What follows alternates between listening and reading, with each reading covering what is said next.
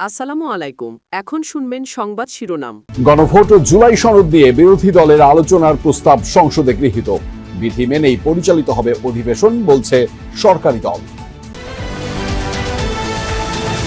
আওয়ামী লীগ আমলে 8 বছর দেয়া হয়নি হামের টিকা, জানালেন স্বাস্থ্যমন্ত্রী। প্রাদুর্ভাব রুখতে বরাদ্দ দেয়া হলো 604 কোটি টাকা। কাল রাজশাহীতে পাঠানো হচ্ছে 4টি ভেন্টিলেটর। ঈদে এবার স্বস্তির যাত্রা হয়েছে দাবি মন্ত্রীর। দুর্ঘটনায় নিহতের সংখ্যা নিয়ে দ্বিমত, বললেন আগের বারের চেয়ে কমেছে মৃত্যু। হামলা পাল্টা হামলায় আরো উত্তপ্ত মধ্যপ্রাচ্য। যুদ্ধবন্ধের দাবিতে উত্তাল যুক্তরাষ্ট্র ও ইসরায়েল। আলোচনা করতে ইসলামাবাদে সৌদি, তুরস্ক ও মিশরের প্রতিনিধিরা। এতক্ষণ শুনছিলেন সংবাদ শিরোনাম, এবার বিস্তারিত। গণভোট ও জুলাই সনদ বাস্তবায়নের দাবিতে জাতীয় সংসদে নোটিশ উত্থাপন করেছে বিরোধী দল জামায়াতে ইসলামী। রোববার সংসদ অধিবেশনে এই বিষয়টি নিয়ে আলোচনার জন্য এই নোটিশ দেওয়া হয়। তবে সংসদের রীতি অনুযায়ী নির্ধারিত কার্যসূচির পর আলোচনার সিদ্ধান্ত জানান ডেপুটি স্পিকার কায়সার কামাল। এ নিয়ে বিরোধী দলের সংসদ সদস্যরা, বিশেষ করে নাহিদ ইসলাম ও হাসনাত আব্দুল্লাহ, অসন্তোষ প্রকাশ করেন। ঈদের ছুটি শেষে জাতীয় সংসদের প্রথম অধিবেশনের মুলতবি সভা শুরু হয় দুপুর 3টায়। শুরুতে প্রশ্নোত্তর পর্বে সংসদীয় এলাকার সমস্যা ও সরকারের উন্নয়ন পরিকল্পনা তুলে ধরেন সংসদ সদস্যরা। স্পিকার হাফিজউদ্দিন আহমেদের স্ত্রীর মৃত্যুর কারণে এদিন প্রথমবারের মতো সংসদ পরিচালনা করেন ডেপুটি স্পিকার কায়সার কামাল। সূচি অনুযায়ী ৭১ বিধিতে এরপর আলোচনা শুরু হওয়ার কথা থাকলেও বিরোধী দলীয় নেতা ডাক্তার শফিকুর রহমান জুলাই সনদ ও গণভোট নিয়ে স্পিকারের কাছে দেয়া নোটিশ নিয়ে আলোচনার সুযোগ চান। জুলাই জাতীয় সনদ সংবিধান সংস্কার বাস্তবায়ন আদেশ 2025, যেটা আদেশ নম্বর 1 এর অনুচ্ছেদ 10 অনুযায়ী সংবিধান সংস্কার পরিষদের অধিবেশন আহ্বান প্রসঙ্গে আলোচনার জন্য উত্থাপিত হলো। আপনি আলোচনার জন্য মঞ্জুর করবেন। নোটিশ আমলে নেন deputy speaker barrister Kaiser Kamal. তবে তার আগে ৭১ বিধি অনুযায়ী নির্ধারিত কার্যক্রম শেষ করার সংসদীয় রীতি স্মরণ করিয়ে দেন চিফ হুইপ। বিষয়টি এরকমের যে মাননীয় স্পিকার, আপনি সবসময় সংসদে যে অর্ডার্স অফ দ্য ডে অনুযায়ী তারকা চিহ্নিত প্রশ্ন এবং ৭১ বিধি, এটা শেষ হওয়ার পরেই আমরা যে কোনো বিষয়ে আলোচনা উত্থাপন করব। এ নিয়ে অসন্তোষ জানান বিরোধী দলীয় সংসদ সদস্যরা। এখন সংসদের কার্যক্রম দেখলে মনে হচ্ছে যে এই ধরনের হামের প্রাদুর্ভাব দেখা দেয় টিকা কিনতে 604 কোটি টাকা বরাদ্দ দিয়েছে সরকার, জানিয়েছেন স্বাস্থ্য ও পরিবার কল্যাণ মন্ত্রী সর্দার সাখাওয়াত হোসেন।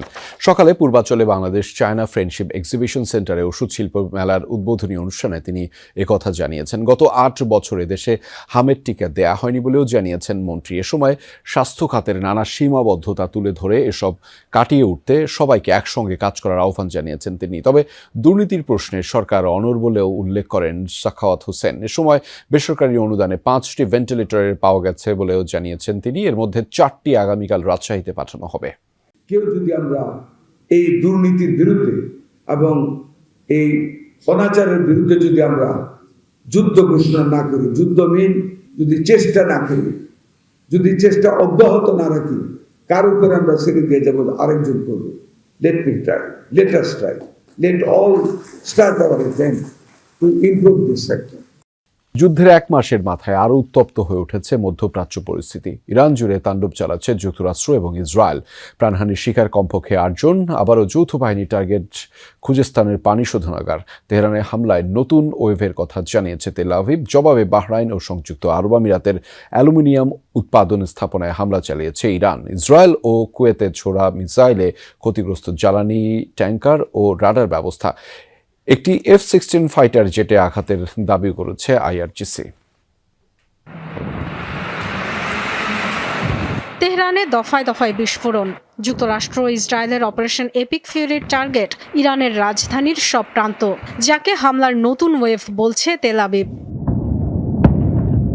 শহর জুড়ে যৌথ বাহিনীর ফাইটার জেটের তৎপরতা, ব্যালিস্টিক মিসাইল সহ অস্ত্র তৈরির কারখানা, আকাশ প্রতিরক্ষা ব্যবস্থা এবং বেশ কয়েকটি মোবাইল কমান্ড সেন্টার ধ্বংসের দাবি শত্রুপক্ষের। পারচিনে হামলার শিকার হয়েছে সামরিক স্থাপনা।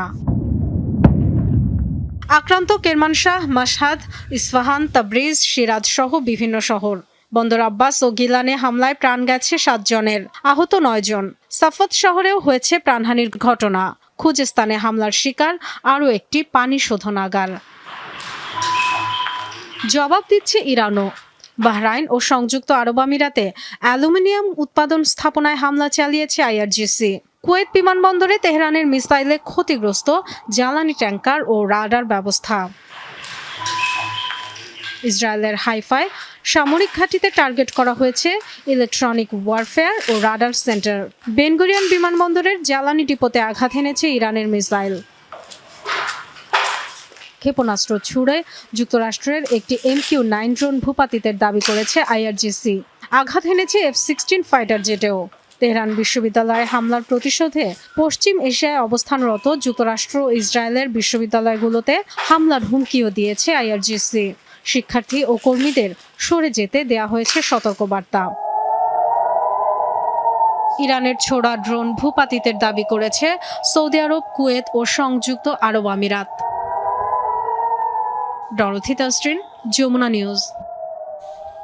অযোগ্য শিশু ধর্ষক, মানসিক বিকারগ্রস্ত, বর্ণবাদী এমন সব চরম অবমাননাকর তকমা দিয়ে প্রেসিডেন্ট ডোনাল্ড ট্রাম্পের বিরুদ্ধে পথে নেমেছে মার্কিনিরা। নো কিংস মার্চ কর্মসূচিতে অংশ নিয়েছে 80 লাখের বেশি মার্কিন নাগরিক। যুক্তরাষ্ট্রের 50টি অঙ্গরাজ্যের প্রায় সব শহরে হয়েছে 3000-এর বেশি বিক্ষোভ সমাবেশ। ইরান যুদ্ধ, অভিবাসন বিরোধী নীতি, গণছাঁটাই, মূল্যস্ফীতিতে বিপর্যস্ত মানুষ ক্ষোভ প্রকাশ করেছে রাজপথে। অবিলম্বে মার্কিন প্রেসিডেন্টের পদত্যাগ চান তারা।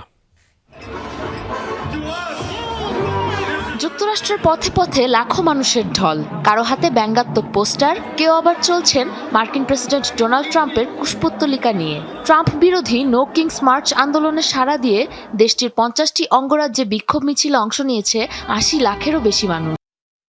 দু একটি অনাকাঙ্ক্ষিত ঘটনা ছাড়া এবারের ঈদ যাত্রা স্বস্তির ছিল বলে দাবি করেছেন সড়ক পরিবহন ও নৌমন্ত্রী শেখ রবিউল আলম। তিনি জানিয়েছেন, গত বছরের চেয়ে এবার দুর্ঘটনায় মৃত্যুও কম হয়েছে, এজন্য দুঃখ প্রকাশও করেছেন তিনি।